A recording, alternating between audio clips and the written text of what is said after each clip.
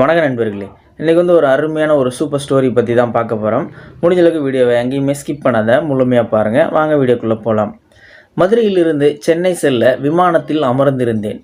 பக்கத்து இருக்கை காலியாக இருந்தது. விமானம் கிளம்பும் முன்பே தூங்கிவிட்டேன். சில நிமிடங்களில் தூக்கம் கலைந்து விட்டது.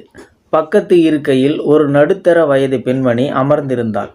மனதில் பெரிய கேள்வியை வைத்துக்கொண்டு, ஏன் இப்படி சம்பந்தமில்லாமல் ஒரு புத்தகத்தை படித்து கொண்டிருக்கின்றாய் என்று கேட்டாங்க. நான் திடுக்கிட்டு நிமிர்ந்தேன்.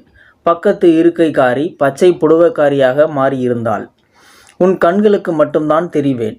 உன் மனதை குடைந்து கொண்டிருக்கும் கேள்வியை கேள் என்றார்கள். தாயே, மதுரையில் மீனாட்சியாகவும், காஞ்சியில் காமாட்சியாகவும், காசியில் விசாலாட்சியாகவும், நெல்லையில் காந்திமதியாகவும், திருக்கடையூரில் அபிராமியாகவும் இருக்கிறீர்கள். நீங்கள் மிகவும் விரும்பி உறையும் இடம் என்ன? முட்டாளே, நான் மதுரையிலும் காஞ்சியிலும் காசியிலும் இல்லை. மதுரை, காஞ்சி, காசி இவையெல்லாம் தான் என்னுள் இருக்கின்றன. நான் உலகத்தில் இல்லை, இந்த உலகம்தான் என்னுள் இருக்கின்றது. தாயே, தத்துவம் வேண்டாம். உங்களுக்கு பிடித்த இடம் என்ன? வேண்டுதல் வேண்டாமை இல்லாத இறைவியடா நான். மீண்டும் தத்துவமா? பிடித்த இடம் என்னவென்று சொல்வீர்களா? அதை விட்டுவிட்டு என்னென்னமோ சொல்கிறீங்க. அங்கே நடக்கும் காட்சியை பார். அந்த காட்சி நடக்கும் இடம் மும்பை. ஒரு இதய அறுவை சிகிச்சை நிபுணர் முன்னிலையில் ஒரு 6 வயது சிறுமி அமர்ந்திருக்கின்றாள். மறுநாள் அவளுக்கு ஒரு சிக்கலான இதய அறுவை சிகிச்சை செய்ய வேண்டும். அவளுடைய பெற்றோர்கள் வெளியே காத்து கொண்டிருக்கின்றார்கள். பயப்படுறதுக்கு ஒன்றுமே இல்லைம்மா, நீ எதுக்கும் கவலைப்படாத, நான் இருக்கேன், பார்த்துக்கிறேன். ஐய, நான் பயப்படல டாக்டர், எனக்கு ஒரு விஷயம் தெரியணும். சொல்லுமா. நீங்கள் என் இதயத்தை திறந்து பார்ப்பீங்க இல்லையா? ஆமாம், இது ஓப்பன் ஹார்ட் சர்ஜரி. இதயத்தை திறந்து தான் செய்யணும். ஆனால் உனக்கு வலிக்கவே வலிக்காது. அதை பற்றி எனக்கு பயம் இல்லை டாக்டர். எங்கள் அம்மா தினமும் சாமி கும்பிடுவாங்க. ஒரு நாள் சாமி எங்கே இருக்காருன்னு கேட்டேன். உன் இதயத்துக்குள்ளே இருக்காருன்னு சொன்னாங்க.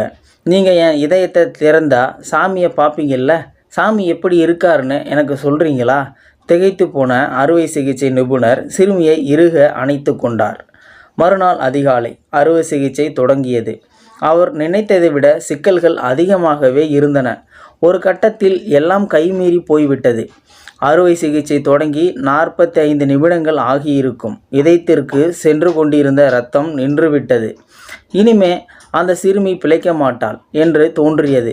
அறுவை சிகிச்சை செய்த இடத்தை தைத்த பின் சிறுமியின் உடலை அவளுடைய பெற்றோரிடம் கொடுக்க வேண்டும். என்ன வாழ்க்கை இது! அப்போதுதான் முதல் நாள் அந்த சிறுமி சொன்னது நினைவிற்கு வந்தது. தன் இதயத்திற்குள் கடவுள் இருக்கின்றார் என்று நம்பினாலே அவள். கலற்ற தொடங்கிய முகமூடியை மீண்டும் அணிந்து கொண்டார். பலவீனமாக துடித்து கொண்டிருந்த அந்த சின்னஞ்சிறு இதயத்தை பார்த்து கைகூப்பினார். இறைவா, நீ இந்த இதயத்திற்குள் இருக்கின்றாய் என்று இந்த குழந்தை நம்புகின்றது. இந்த உயிரை காப்பாற்றும் முயற்சியில் நான் தோற்றுவிட்டேன். இனி இந்த குழந்தை உன் கையில். இவள் வாழ்வதும் சாவதும் உன் கையில். நான் கற்ற கல்வி, இத்தனை ஆண்டுகளில் பெற்ற திறமை அனைத்தையும் உன் திருவடியில் சமர்ப்பிக்கின்றேன். இந்த குழந்தை இனி உன்னுடையவள். அவர் கண்களில் நீர். பக்கத்தில் நின்று கொண்டிருந்த அவருடைய உதவியாளர் அலறினார். டாக்டர், இதயம் நல்லா துடிக்க ஆரம்பிச்சிருச்சு பாருங்க, இரத்த அழுத்தம் கடகடன்னு ஏறுது. அறுவை சிகிச்சையை விட்ட இடத்திலிருந்து தொடர்ந்தார் நிபுணர். அதன் பின் 4.5 மணி நேரம் சிகிச்சை தொடர்ந்தது. குழந்தையின் உயிர் காப்பாற்றப்பட்டது. இப்போதெல்லாம் அந்த நிபுணர் கோயிலுக்கு செல்வதில்லை. எப்போதெல்லாம் குருதியில் அமிழ்ந்திருக்கும் மனித இதயத்தை பார்க்கிறாரோ அப்போது எல்லாம் கைகூப்பி வேண்டிக் கொள்கின்றார். ஒவ்வொரு முறையும் தன் கல்வி திறமை அனைத்தையும் இறைவனின் திருவடி சமர்ப்பணம் செய்துவிட்டு பதட்டமில்லாமல் சிகிச்சை செய்கின்றார். இன்னும் 10 நிமிடங்களில் விமானம் சென்னையில் தரையிறங்கும் என்ற அறிவிப்பு வந்தது. இப்போது உனக்கு தெரியுமே எனக்கு பிடித்த இடம் எதுவென்று. ஆம் தாயே, உங்கள் அன்பில் நம்பிக்கை உள்ளவர்களின் இதயங்கள்தான் சிறந்த திருக்கோவில். என் செயலாவது யாதும் இல்லை, எல்லாம் அவள் செயல் என்று அர்ப்பணிப்பு உணர்வோடு பணிபுரியும் அந்த இதய அறுவை சிகிச்சை நிபுணர் போன்றவர்களின் திருக்கரங்களில் நீங்கள் ஜொலிக்கிறீர்கள். யாராவது அடுத்தவர்களுக்காக உருகி கண்ணீர் சிந்தினால் அந்த உப்பு திரவத்தில் அந்த உமா மகேஸ்வரி இருப்பாள்.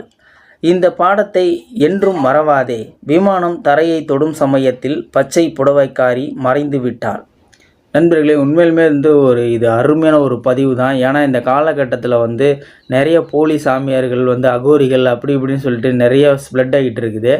அதுக்கு இந்த ஒரு பதிவு ஒரு சிறப்பான உதாரணமே சொல்லலாம். ஏன்னா சாமி இது எங்கே இருக்குது அப்படின்னு சொல்லிட்டு முழுமையாக தெரிஞ்சுக்கணும் அப்படின்றதுக்காக தான் இந்த ஒரு பதிவு. சாமி எங்கேயும் இல்லை, நம்ம மனசுக்குள்ளே இதயத்துக்குள்ளே தான் இருக்கிறாங்க. சாமி இருக்குது, ஆனால் நான் தான் சாமி அப்படின்னு சொல்லிட்டு மனுஷங்க சொல்கிறாங்கள, அவங்களாம் தயவு செஞ்சு நம்பாதீங்க.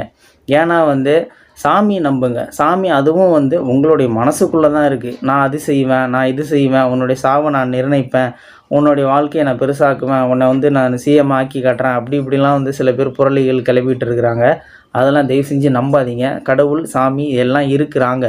கடவுள் அப்படின்னு ஏன் முன்னோர்கள் பேர் வச்சிருக்கிறாங்க? கடவுள் உங்களுக்குள்ளே, உங்கள் இதயத்துக்குள்ளே இருக்கிறாரு அப்படின்றதுக்காக தான் அந்த காலத்திலே முன்னோர்கள் கடவுள் உனக்குள்ளே இருக்காரு அப்படின்னு சொல்லி வச்சுருக்காங்க. தயவுசெய்து நான் தான் சாமி அப்படின்னு சொல்லிட்டு வரவங்களை நம்பாதீங்க. உங்கள் பிரச்சனைகளை அடுத்தவங்கக்கிட்ட சொன்னால் தான் உங்கள் பிரச்சனைகள் பாரம் குறையும் அப்படின்னு அப்பயும் சொல்லியிருக்கிறாங்க அந்த காலத்தில். அதுக்காக உங்களுடைய ஃப்ரெண்ட்ஸு, உங்களுடைய சொந்த பந்தம், நெருங்கிய உறவுகள் இவங்கக்கிட்ட சொல்லுங்கள், உங்கள் பாரங்கள் குறையும். அதுக்காக அகோரிகள், போலி சாமியார் அப்படி இப்படின்னு நிறைய பேர் இருப்பாங்க. அவங்கக்கிட்ட சொல்லி தேவையில்லாமல் உங்கள் பணத்தை செலவு பண்ணி உங்கள் டைம் வேஸ்ட் பண்ணாதீங்க. கடவுள் உங்களுக்குள்ளே தான் இருக்கார்.